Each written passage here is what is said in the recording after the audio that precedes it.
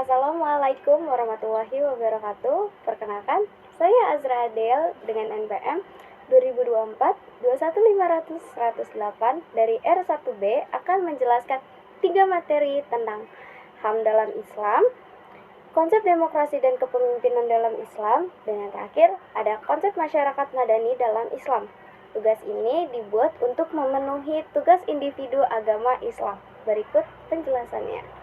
Yang pertama, ada HAM atau hak asasi manusia. Dalam Islam merujuk pada prinsip-prinsip dasar mengenai hak-hak individu yang diakui oleh agama Islam untuk menghormati martabat dan kebebasan setiap manusia. Meskipun istilah HAM secara modern seringkali digunakan dalam konteks hukum internasional dan konsep sekuler, banyak aspek HAM sejalan dengan ajaran Islam yang mengajarkan bahwa setiap individu memiliki hak untuk dihormati dan diperlakukan dengan sangat adil. Ada juga prinsip-prinsip HAM dalam Islam.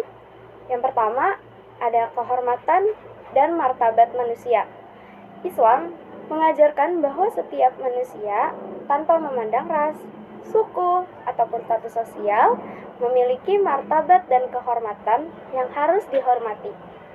Dalam Al-Quran, surat Al-Isra ayat 70 menyatakan, dan sesungguhnya kami telah memuliakan anak-anak Adam. Dan ada juga ayat ini menunjukkan bahwa martabat manusia dihormati oleh Allah dan manusia harus saling menghormati hak-haknya. Yang kedua, ada kebebasan beragama. Salah satu hak asasi yang sangat dijaga dalam Islam adalah kebebasan beragama. Meskipun Islam menganjurkan umatnya untuk mengajak orang lain masuk Islam, namun tidak ada paksaan dalam Islam. Quran surat Al-Baqarah ayat 256 menyatakan, tidak ada paksaan dalam agama, sesungguhnya telah jelas jalan yang benar dari jalan yang sesat. Ayat ini menegaskan hak individu untuk memilih agama atau keyakinan sesuai dengan kebebasannya. Yang ketiga, ada hak atas kehidupan dan keamanan. Islam menekankan pentingnya menjaga kehidupan manusia. Membunuh atau menganiaya orang lain tanpa alasan yang sah adalah dosa besar. Dalam surat Al-Maidah ayat 32 disebutkan, barang siapa membunuh seorang manusia bukan karena orang itu membunuh orang lain atau karena membuat kerusakan di bumi, maka seolah-olah dia telah membunuh seluruh umat manusia. Surat Al-Maidah menekankan bahwa pentingnya menjaga kehidupan setiap individu. Yang ketiga, ada keadilan sosial.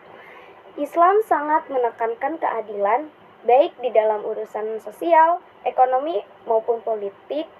Rasulullah Shallallahu Alaihi Wasallam bersabda dalam hadis yang diriwayatkan oleh Muslim yang berbunyi, sesungguhnya orang-orang yang paling baik di antara kalian adalah mereka yang paling adil dalam memerintah. Yang keempat, dan keadilan ini meliputi hak untuk diperlakukan untuk adil tanpa diskriminasi atau penindasan. Yang keempat, ada hak atas kebebasan berbicara dan menyampaikan pendapat. Islam juga mengakui pentingnya kebebasan berbicara dalam batas-batas yang sesuai dengan nilai-nilai agama dan moralitas. Menyampaikan kebenaran, menyuarakan keadilan, dan menegur kesalahan adalah hak yang harus dihargai selama tidak menyebarkan fitnah atau kebohongan. Yang kelima, ada hak atas perlindungan harta dan kekayaan. Islam melarang pengambilan harta orang lain tanpa hak. Dalam surat Al-Baqarah ayat 188, Allah berfirman, dan janganlah sebagian kamu memakan harta sebagian yang lain di antara kamu dengan jalan yang batil. Hal ini menegaskan bahwa hak atas harta benda harus dihormati dan tidak boleh ada penindasan atau pemerasan terhadap orang lain. Yang keenam, ada hak atas perlakuan adil dalam hukum. Dalam sistem hukum Islam, setiap individu berhak mendapatkan perlakuan yang adil di hadapan hukum, terlepas dari status sosial atau kekayaannya. Hukum Islam menganjurkan hukuman yang adil dan proporsional. Yang ketujuh, ada hak perempuan. Islam memberikan banyak hak kepada perempuan yang dalam banyak budaya tradisional seringkali terabaikan. Perempuan berhak atas pendidikan, hak waris, hak untuk bekerja, hak memilih pasangan hidup, dan yang terakhir, hak untuk dihormati. Rasulullah Shallallahu Alaihi Wasallam dalam hadisnya mengatakan, perempuan adalah saudara laki-laki yang seiman, maka perlakukan mereka dengan sangat baik. Islam mengajarkan perlindungan terhadap perempuan dan menuntut adanya kesetaraan dalam banyak hal, meskipun ada perbedaan dalam beberapa aspek yang berkaitan dengan peran biologis dan sosial. Konsep demokrasi dalam Islam. Demokrasi dalam Islam berfokus pada prinsip musyawarah atau syura dan partisipasi aktif umat dalam pengambilan keputusan. Islam mengajarkan pentingnya konsultasi dan keputusan bersama dalam masyarakat, di mana pemimpin berkewajiban untuk mendengarkan suara rakyat dan membuat keputusan yang adil. Meskipun Islam tidak mengenal demokrasi secara formal seperti yang ada di Barat, prinsip musyawarah mencerminkan esensi partisipasi rakyat dalam menentukan kebijakannya. Keadilan, transparansi, dan kepentingan umum menjadi landasan dalam sistem pemerintahan Islam. Ada juga konsep kepemimpinan dalam Islam.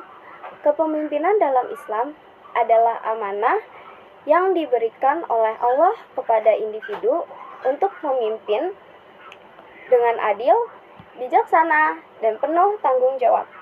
Pemimpin dalam Islam tidak hanya diharapkan untuk memerintah, tetapi juga melindungi hak-hak rakyat, menjaga keadilan, dan juga menerapkan hukum Allah.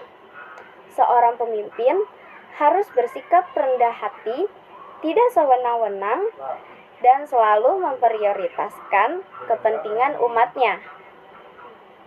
Kepemimpinan dalam Islam juga menuntut pemimpin untuk mendengarkan masukan dari rakyat dan bertindak sesuai dengan prinsip-prinsip moral dan etika yang diajarkan dalam agama. Dan terakhir, yang ketiga, ada konsep masyarakat madani dalam Islam. Konsep masyarakat madani dalam Islam adalah masyarakat yang beradab, menjunjung tinggi nilai-nilai kemanusiaan, dan maju dalam penguasaan ilmu pengetahuan dan teknologi. Konsep ini dipraktekkan oleh Nabi Muhammad SAW di Madinah selama 10 tahun lamanya. Ada juga beberapa ciri-ciri masyarakat madani dalam Islam. Yang pertama, itu berlandasan keadilan dan takwa kepada Allah Subhanahu wa Ta'ala. Yang kedua, menjunjung tinggi nilai-nilai HAM dan nilai-nilai keadilan.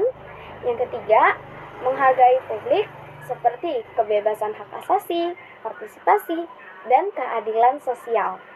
Yang keempat, ada menjunjung tinggi etika dan moralitas. Yang kelima, bersikap toleran dalam kehidupan masyarakat yang penuh dengan keanekaragaman pola aktivitas kehidupannya. Yang keenam, ada perilaku sopan santun melalui interaksi sosial. Dan ada juga nilai penting masyarakat madani antara lain ada toleransi, musyawarah, pendidikan, dan juga ada zakat. Ada 4 contoh perwujudan masyarakat madani dalam kehidupan sehari-hari, antara lain, yang pertama ada menghormati orang yang lebih tua, yang kedua taat dan patuh terhadap aturan dan hukum yang berlaku, yang ketiga menghormati perbedaan status sosial, suku, agama, maupun ras.